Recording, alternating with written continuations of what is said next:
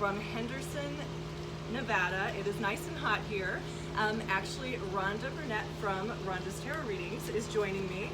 We have traded in our witch hats today for sun hats because it is hot. Like 100 and something. It's really out hot, here. so I might pull a magic trick and melt before your very eyes. But I'm visiting Rhonda here in her new home base, and we were talking about manifestation and crystal grids, and we decided to actually do a crystal grid for you and just share in how I do a crystal grid. I know everyone does them slightly different. I see them as a crystal prayer. Basically, I'm asking for something to be manifested, but then I'm putting my hands into it and I am doing the work for that to come forward. So I'm going to go through the steps that I do to create a crystal grid for myself or others. First, I start by cleansing the space. You can use sage, Palo Santo. I actually am obsessed with Cleanse and Heal by Essentials Aroma, as most of you may know. So I just do a little spray over the space. I love that, by the way. Oh, obsessed. Yes. And I love to use cards in my grids. First, I'll explain I always tend to use a base for my grids. I love to use spirit boards. I don't have one with me here now, but many of you I know might have a spirit board that's been carved for you. We're just using a basic black tablecloth. Again, you can use the dirt, the earth, a table, a floor, whatever you want. But I consider this the base that is now the sacred space that we are building the grid on. So I'm actually going to ask Rhonda to pull a card.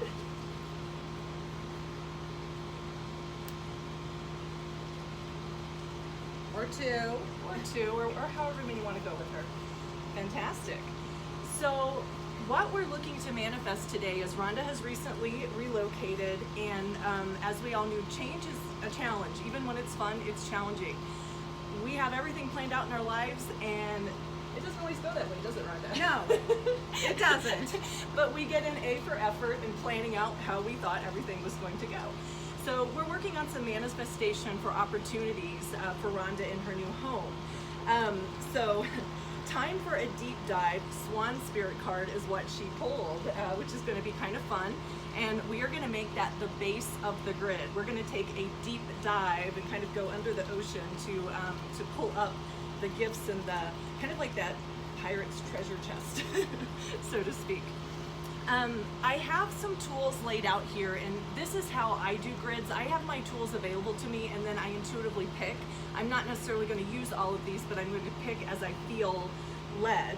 And the first thing I'm going to pull is actually this selenite is really calling to me, and I'm going to lay it on top of this card, just kind of to amp up the energy.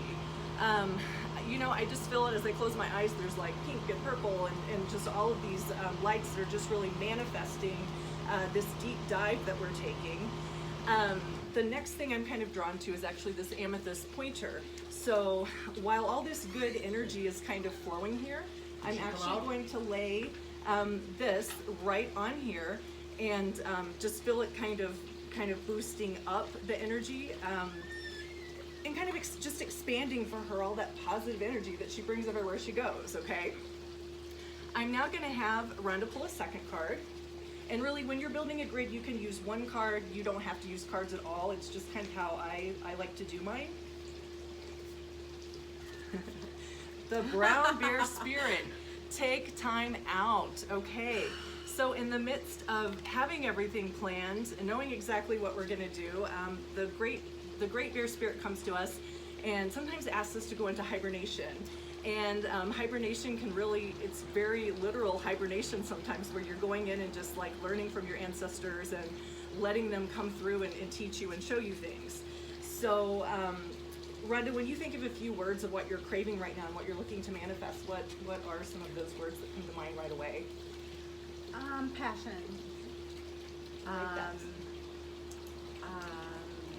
Joy.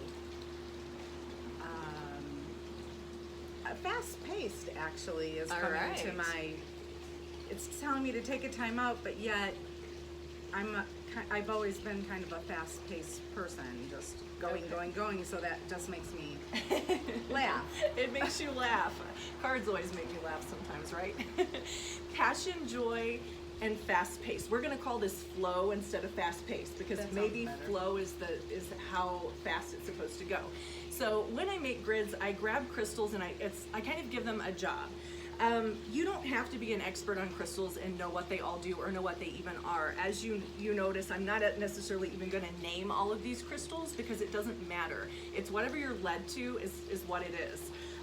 So we're going to do this for passion just because it's really sparkly and gold, and I think that definitely I'm thinking passion. slow and flow. Slow and flow. Take a time out. So we'll let this desert rose selenite kind of be the flow. Rhonda wants a fast pace, that's what she's comfortable with, but we're asking the universe to show her what her pace is supposed to be here. So I lay that down. And as I'm laying these down, I'm imagining this crystals connecting with each other because they're working as a team.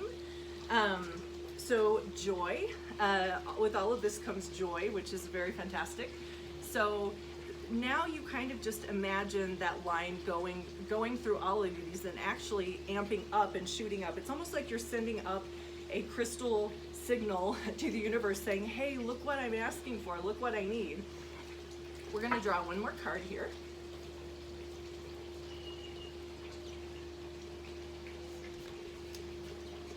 Frog Spirit, clear out the clutter. Okay, well I know, Rhonda, you recently moved, so a lot of clutter goes away, physical clutter when you move. So what else do you think that could be? Mental clutter. There's always clutter still hiding, right? So Rhonda's being given a lot of work here. She's being asked to deep dive, go into a cave and relax, and then clear the clutter. So I will put that there.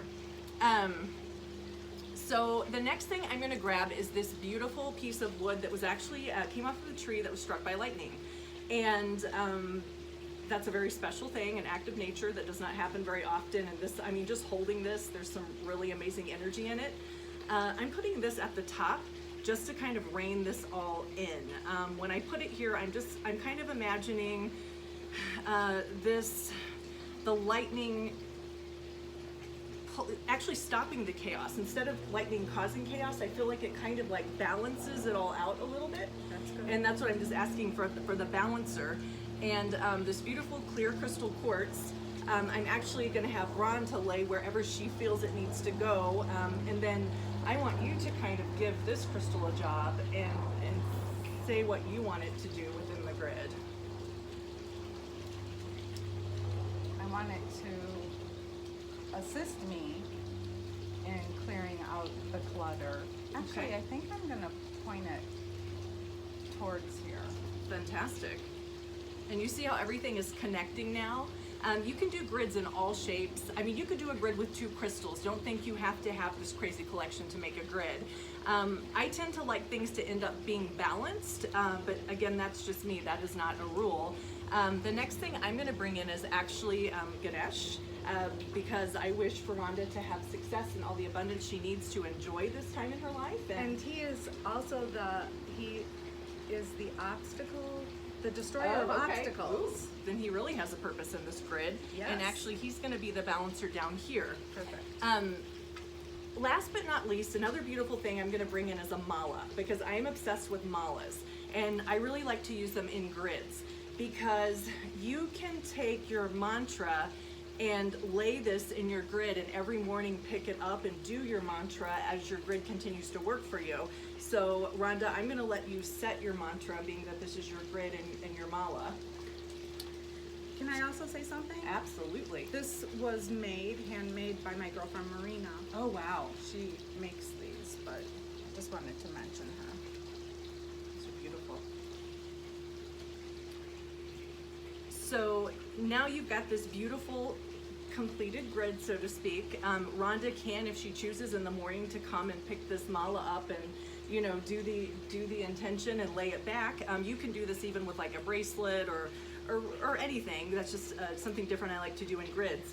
And I always like to activate my grid, because here's the thing, you can do all of this work, but if you don't activate it, nothing happens. Just like everything in life, if we don't activate it, our ideas, nothing happens. So I'm going to let Rhonda actually activate her own grid with her beautiful wand that is from Raw Moonhawk Wands. And we'll put in the notes all the artists mentioned actually in the grid. And I'll let you say a little bit about him. Oh, about him? Yeah. Oh my gosh. It helps me actually with decision making. I was fearful, a little fearful in coming here, and I asked Anna to reach out to your friend, who, she actually handpicked this, and I love it. I mean, he's my little man. So how would you suggest that I activate this? So typically when I activate using a wand, I think of my intention and I just point it towards the grid, and I feel when it's been activated. So you hold it there until you feel. You might see some light, you might see some energy, but you're the one infusing your energy into the grid.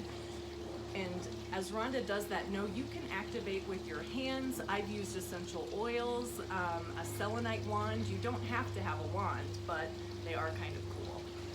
It's actually interesting right now because there's energy flowing through my hand and out the top of my head. And then sometimes once I've activated, I even put my hand over the grid and I will feel a lot of heat. Of course, we're in Vegas, so I'm feeling a lot of heat anyway, but put your hand over that and it's almost like you're putting it over a grill. It is. It's kind of crazy how that works. Wow.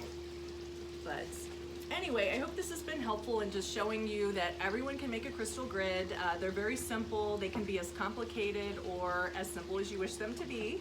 And again, we'll put in the notes artists mentioned, and please, if you don't already follow Rhonda, make sure and follow Rhonda's tarot readings, and she can come to you live through video actually from Las Vegas, and I will put my information in there.